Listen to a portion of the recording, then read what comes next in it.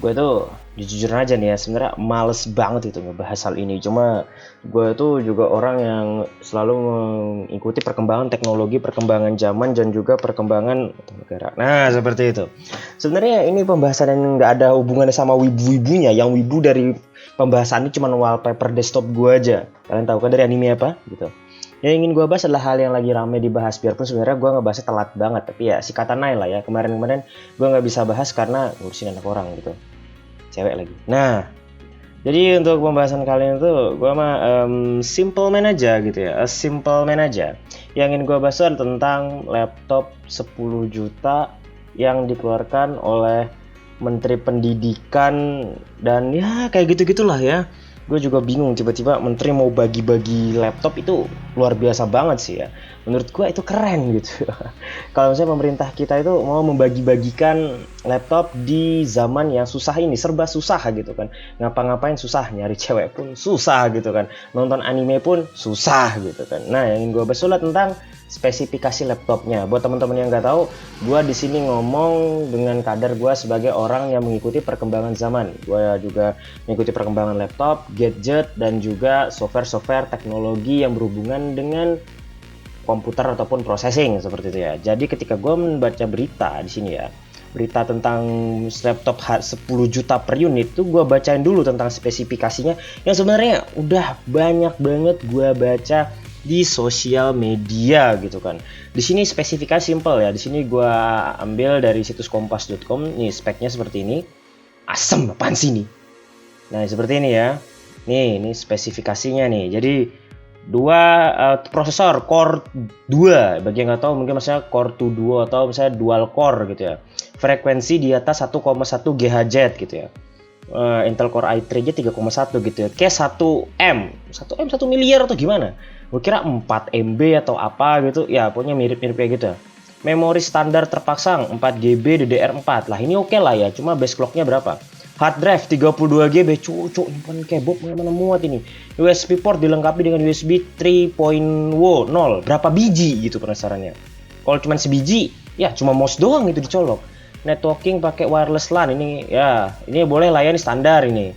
Lalu tipe grafis HD. Maksudnya apa ya tipe grafis HD? Maksudnya 720p gitu, 1366p atau gimana? Audio integrated.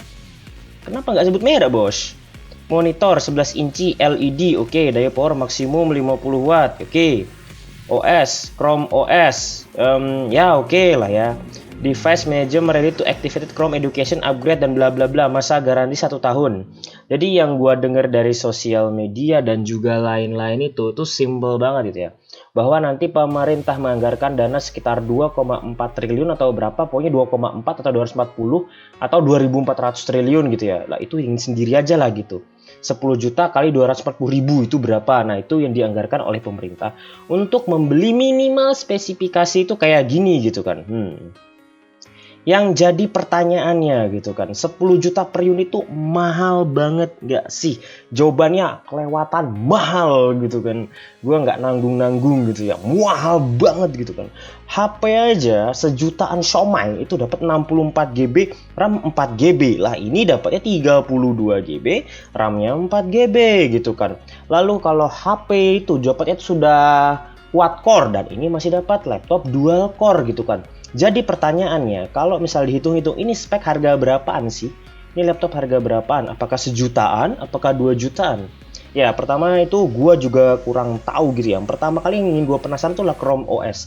Ini gue udah tahu sekitar 2 atau 2 tahun yang lalu tentang Chrome OS, yang dimana nantinya itu dia tuh mirip banget dengan Google Chrome atau browser yang sedang gue gunakan saat ini. Jadinya itu Chrome OS tuh mengedepankan tuh efisiensi dan kecepatan gitu kan. Cocok banget buat pelajar. Kenapa gue bilang cocok banget buat pelajar? Karena lu kagak bisa main game di situ dan gak bisa nonton K-pop gitu kan. Nah, seperti itu. Cuma jadi gue penasaran adalah berapa sih standar harga laptop menggunakan Chrome OS dengan spesifikasi kayak gini? Kita coba aja ya, cari di Tokopedia lah, coba aja gitu. Bukan berarti gue ini nyaranin lu beli di Tokopedia, bukan. Cuman emang gue ini kalau beli ya di sini gitu. Kagak di endorse ya gue ya. Coba ya, kita misalnya pakai merek laptop yang populer di Indonesia, misalnya Asus, karena laptop gue Asus Chromebook. Nah kayak gini nih ya, kita lihat berapa sih harga pasarannya gitu kan. Kita nggak boleh seuzon dulu, siapa tahu emang mahal kayak MacBook ya kan. Asus Chromebook. Astagfirullahaladzim, cuy, ini itu. Jadi di sini harganya 4 juta, 4 juta, 4 juta, 4 juta. Oke lah, kita ambil jalan tengah nih. 4 juta 800 ya. Sama pengiriman ya anggaplah 5 JT gitu. Nah, di sini dapatnya cuma 4 juta. Dapatnya 64 GB pula. Ini 32 GB. Kalau lihat dari spesifikasinya sih ya, bagus ini gitu. Lebih bagus ini daripada minimal ini. Nanti akan ada lagi kan yang buzzer ya, yang pendukung ini gitu kan, entah gajinya berapa gitu kan, bilang, "Bang, lu itu wibu, gak usah bahas ginian, asal tahu aja itu 10 juta nggak cuman laptop doang, nanti ada yang namanya mouse gitu, printer, scanner gitu kan, dan lain-lain gitu kan." Oh, jadinya gue mikir, oh alah, berarti 10 juta itu bukan laptop, cuman paket laptop gitu kan. Nah, gue mikir gitu kan, emang satu laptop satu printer gitu kan. Gue kan mikirnya kayak gitu. Emang nanti kalau misalnya dibagikan ini semuanya dapat printer, dapat scanner, dapat apa lagi tadi, dapat pulpen ya, pokoknya paket-paketan itulah yang dikasih ya. Kalau misalnya printer, menurut gue harga printer itu gak sampai jutaan. Kalau misalnya mau yang bagus sekalian, mending laptopnya yang bagus sekalian gitu kan. Gak usah printernya yang bagus sekalian gitu. Kalau misalnya pakai konektor ya, konektornya yang pas cocok aja yang cukup, bukan yang bagus sekalian. Jadi 10 juta itu apakah bener-bener 10 juta atau nanti sebenarnya totalnya itu cuman 6 atau 7 sekian-sekian. Oke lah, pasti ada namanya itu dana pengadaan, dana pengiriman, dana lain-lain, dana gono gini gitu kan. Cuman dari dana gono gini itu kan semua orang ini kan netizen yang budiman ataupun sahabat-sahabat saya itu kan pasti berpikiran cuma satu, ditelep kagak bos gitu. Dananya ini bener-bener sampai ke paling bawah enggak bos? Dari pusat ke provinsi, ke kabupaten kota, ke kecamatan, ke desa sampai ke sekolah, itu bener-bener dananya itu transparan kagak bos ya kan. Kita kan yang kita takutin cuman itu, yang kita takutin dari laptop 10 juta ini bukan tentang spesifikasi yang cukup apa enggak, tentang kenapa harga segitu, tentang itu beneran uangnya itu gak dimain-mainkan gitu kan. Misalnya ya laptop 10 juta itu kan satu paket itu kan 10 juta tuh totalnya tuh, anggaplah dari pusat ke provinsi itu memerlukan biaya 100.000, provinsi kabupaten 200.000 paling mahal gitu kan. Mungkin ada yang dekat dari kotanya cuma 100.000 dan lain-lain. Itu harus transparan gitu kan. Jangan-jangan dari misalnya pengadaan gitu kan, dari desa ke sekolah satu perangkat biaya 1 juta. Wah, yang kayak gitu dipertanyakan bos, seperti itu gitu ya. Nah, yang jadi pertanyaan gue itu enggak menohok tentang spesifikasi dan harga, tapi lebih ke kenapa pilih ini gitu kan. Kenapa pilih ini? Kalau misalnya satu-satunya yang membuat gue layak laptop dengan spesifikasi kayak gini tuh dipilih tuh cuma satu bagi gue. Kagak bisa buat main game. Nah, itu doang. Jadi pelajar-pelajar kayak lulu pada itu nggak bisa main Free Fire, nggak bisa main Mobile Legends, nggak bisa main Dota. Ya kalau nggak bisa main Dota wajar. Harddisknya kagak muat bos gitu. Jadinya emang cocok banget buat orang tua yang ingin membelikan anaknya laptop. Jadi jangan sampai orang tua lu tahu ya. Ini gue kasih tahu nih ke kalian nih. Kalau misalnya orang tua lu tahu kalau Chrome OS tuh kayak gini, besok-besok lu bakal dibeliinnya tuh Chrome OS, bukan dibeliin Windows. Ini jangan sampai orang tua lu tahu kalau ada laptop yang modelnya kayak gini yang misalnya lu minta, "Mak, ya kenapa mau beliin laptop?" Ya, buat sekolah. Ternyata lu mintanya itu Windows yang ada VGA card-nya MX 330 Nvidia gitu kan. Ketahuan tuh buat game. Cuman kalau misalnya emak lu bilang ke babe lu, dan kebetulan babe lu itu penonton channel gue di channel sebelah, lalu udah kita beliin Chrome OS aja gitu. Wah, mabek kau. Udah kagak bisa main game, kagak bisa tonton K-pop pula. Nah, seperti itu gitu kan. Jadinya yang gue takutin ya, dari beredarnya spesifikasi dan juga keluar biasaan Chrome OS ini ya, yang bikin gue gregetan cuma satu. Kalau misalnya orang-orang tuh menyadari kehebatan dari Chrome OS dan juga laptop dengan spesifikasi kayak gini, kelak gitu kan, di generasi selanjutnya ini mungkin generasi 2025 ke atas itu nanti kalau orang tua membelikan laptop anaknya tuh semuanya Chrome OS biar kagak bisa main game gitu. Wah, sakit, menyedihkan, sakit jiwa lo mendengar itu. Cuman ya itu kelebihannya. Cuman apa sih kekurangan Chrome OS ini? Kekurangannya kalau Chrome OS ini loh harddisknya 32 GB bos. Pasti pada komen lagi, tapi kan bang, kalau kita ngetik dokumen, ngetik tugas, emang berapa sih ukuran file dokumen gitu kan? Nah, pasti ngomongnya kayak gitu. Enggak masalah ukurannya berapa. Ini masalah konektivitas ya. Kita tahu sendirilah ya, ini rahasia yang semua orang tahu. Internet di Indonesia itu kayak gimana. Gak usah gue jelasin internet di Indonesia itu kayak gimana. Lu pada di sini tahu gitu kualitas internet di Indonesia. Ini bukan tentang kecepatan, ini tentang kemerataan gitu kan. Sebenarnya yang kayak gitu paling layak menerimanya itu adalah di daerah pedalaman gitu kan.